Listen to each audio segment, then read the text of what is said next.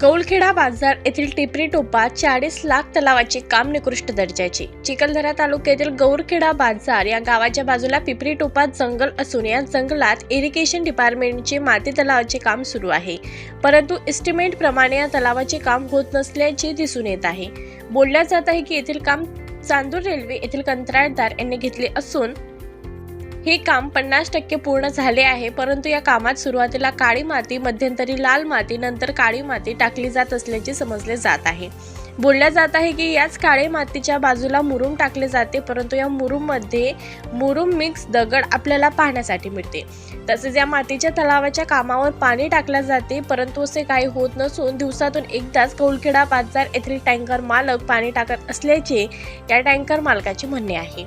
तथापि या माती तलावाच्या कामात दगड मिक्स मुरुमचा वापर पण होत असल्याचे चित्र दिसून येत आहे। याला जबाबदार कोण, असा प्रश्न गौलखेडा बाजार येथील नागरिक करीत आहेत। पुढची बातमी दुसऱ्या अंकात प्रसिद्ध होणार।